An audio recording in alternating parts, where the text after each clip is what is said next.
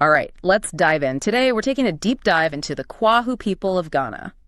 Fascinating group. Yeah, we've got some really in-depth sources, but there's so much more to it than that. Oh, absolutely. So we're going to be talking about ancient empires, strategic plateaus, and this really unique cultural blend that they've managed to maintain. Yeah, and I think what's really interesting about the Kwahu is they really show how interconnected West Africa is. And we're going to be tracing their roots all the way back to the Sahel. Wow, the Sahel region. Yeah.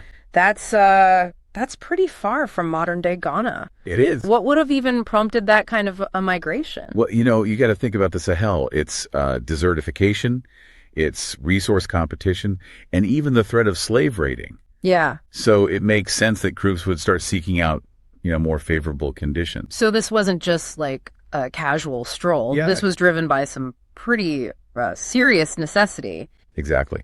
And they didn't just travel in isolation. They interacted with other groups, exchanged ideas, adapted. Right. And eventually, this journey led them to establish early Okan states. And really one of the key ones that pops up is Bono Manso. Bono Manso. Now, that was a big hub for gold production and trade, right? Exactly. Think of it as this bustling center.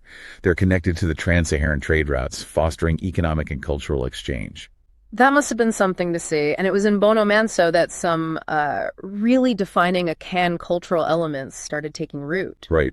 Matrilineal inheritance system is one that really sticks out. So for the Kwahu lineage and property, they're passed down through the mother's side. Which is so interesting, right? Because we usually think of things going through the father's side. It really flips the script. It really flips the script on that traditional kind of power structure, doesn't it? It does. And, along with this social structure, Bono Manso also saw the development of some early religious practices, ancestor worship, a deep reverence for nature spirits. And these early practices, it seems like they really laid the groundwork for the Kwahu cultural identity that we see today, right? Absolutely. But as with many kingdoms, Bono Manso eventually declined. So the Kwahu ancestors faced a crucial decision.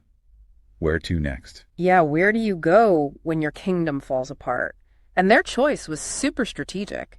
It was. They went up to the Kwahu Plateau, which provided some natural protection against invaders and slave raiders. It was a brilliant move. Yeah. The steep cliffs, the limited access points, it was a natural fortress. I mean, even the town of Nkaka, at the base of the plateau, gets its name from this defensive strategy. Do not go and die. Do not go and die. Talk about sending a message. It's so interesting to me how they use the landscape to their advantage. Yeah, it really speaks to their resilience, their adaptability. And, throughout this whole period, they continue to interact with other Akan groups. Right. The Akim, the Akuapem, the Ashanti. Lots of different groups. Sometimes peaceful, sometimes conflict.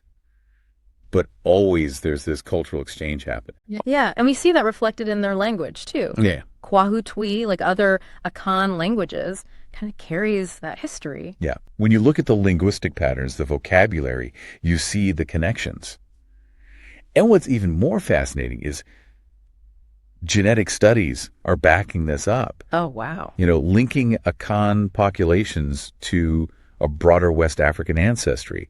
It's like we're piecing together this puzzle with language and DNA. It's like their history's encoded in their genes. Yeah. I love that. Now we can't talk about the Kwahu without talking about gold, because they were right in the thick of it. Absolutely. They were deeply involved in the West African gold trade. Yeah. And that brought wealth, cultural exchange, connections that spanned way beyond just their immediate region. It was a catalyst for global interaction. Gold is a global connector. That's a good one. And this involvement eventually extended, to the Atlantic trade networks. They're trading gold, cola nuts. And then sadly later got entangled with the transatlantic slave trade. Right, which is a whole other... But what's remarkable to me is that throughout all of this, they held on to those core traditions. Yeah. The matrilineal lineage, the stool worship, this rich oral history.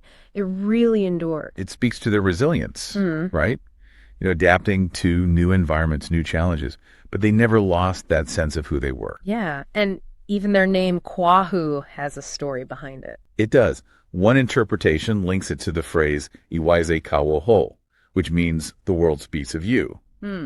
So it points to their industriousness, their resourcefulness, qualities that have helped them survive.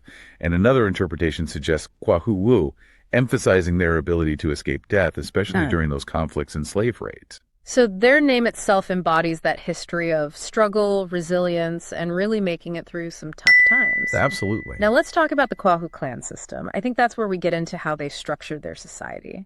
Yeah, it gets even more interesting. So the Kwahu, like other Akan groups, they're organized into these matrilineal clans, Abusua.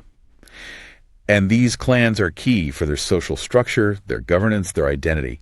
Each clan has its own traditions, its own symbols, even a paramount chief. Oh, wow. And is the Omanhine. So you've got this almost like a whole hierarchy within the clan. There is. And, within this system, we find these fascinating stories. Like, remember that rivalry we talked about between Abene and Bukukua? Right. Over where the paramounts should be. Yeah. Each claiming they're the original spot. Yeah. It shows how complex these power dynamics are, how deep the history goes. And we can't forget about that reputation for being amazing traders. The Kwahu businessmen. The Kwahu businessmen. They were major players in the cocoa industry. Huge.